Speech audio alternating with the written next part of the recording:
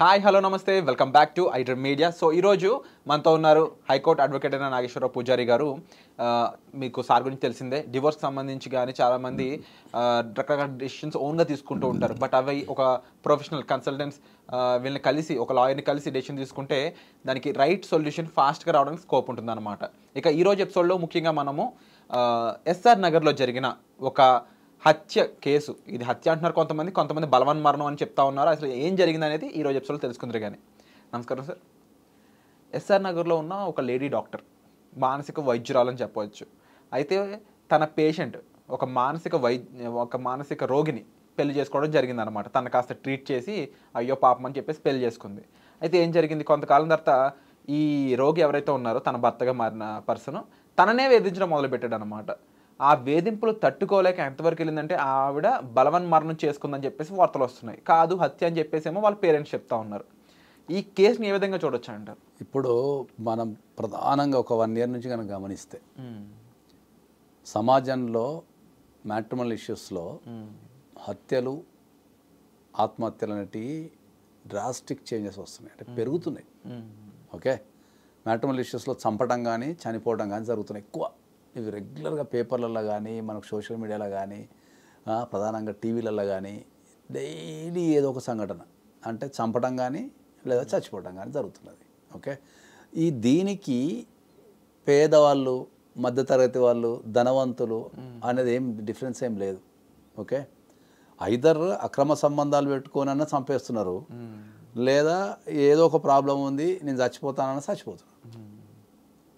మనిషి జీవితంలో ప్రతి దానికి చావటమో చంపడమో పరిష్కారం అయితే వ్యవస్థ అనేది ఎక్కడా ఉండదు first. Okay, especial in the matrimonial ఇష్యూస్లో.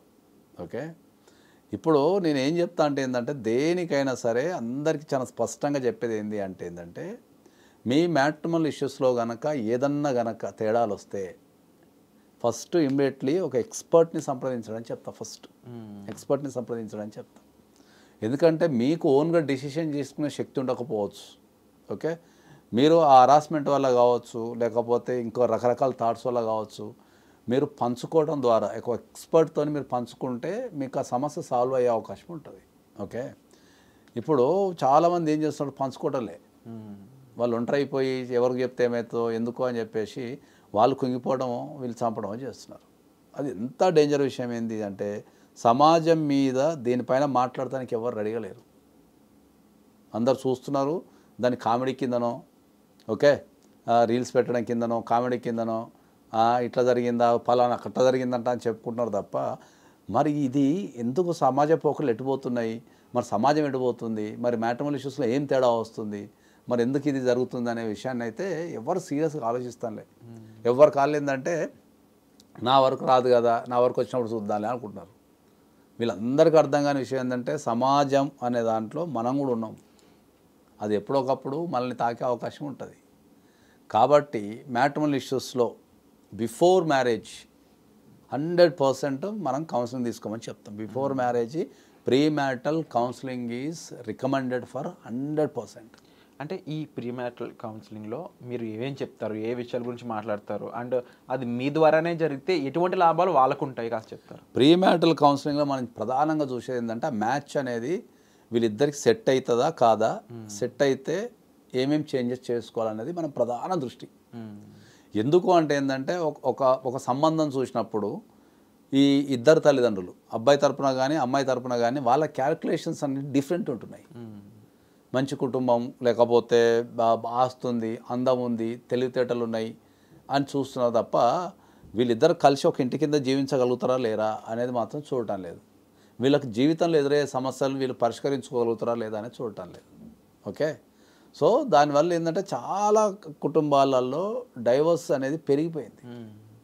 ఓకే, సో మనం ఏంటంటే, మనం ఈ ప్రీ మ్యారిటల్ కౌన్సిలింగ్ మనం ఏం చేస్తామంటే ఏంటంటే, అసలు వీళ్ళిద్దరు కలిసి జీవించడానికి అవకాశం ఉందా లేదా, వీళ్ళిద్దరికి పెళ్లి చేస్తే వీళ్ళ కుటుంబ నేపథ్యాలు ఏమున్నాయి, వీళ్ళ ఫైనాన్షియల్ ఆర్థిక పరిస్థితి ఏమున్నది, వీళ్ళు ఒక ఇంటి కింద కలిసి సంతోషంగా జీవించాలంటే తీసుకోవాల్సిన చర్యలు ఏమున్నాయి, ఇవన్నిటిని మనం బేరీజ్ వేసి, ఓకే, వీళ్ళ హ్యాబిట్స్ ఏమున్నాయి, వీళ్ళకు ఫైనాన్షియల్ ఇష్యూస్ ఎట్లున్నాయి, వీళ్ళు జాబ్ చేస్తున్నారా, బిజినెస్ చేస్తున్నారా, ఇట్లాంటివన్నీ చూసి మనం వాళ్ళకి ఏం చేస్తామంటే ఏంటంటే, వాళ్ళకి సెట్ అవుతుందా సెట్ కాదా, పెళ్ళి తర్వాత ఎక్కడ ఉండాలా, పెళ్ళికి ముందు పెళ్ళి అయిన తర్వాత ఎక్కడ ఉండాలా, అత్తగారు ఇంట్లో ఉండాలనా, లేకపోతే వాళ్ళు సొంతగా ఉండాలనా, లేకపోతే వేరే ప్లేస్లో ఉండాలనా అనేది మొత్తం మనం ప్రీ మ్యారిటల్ కౌన్సిలింగ్లో మనం చేస్తున్నాం ఇప్పుడు.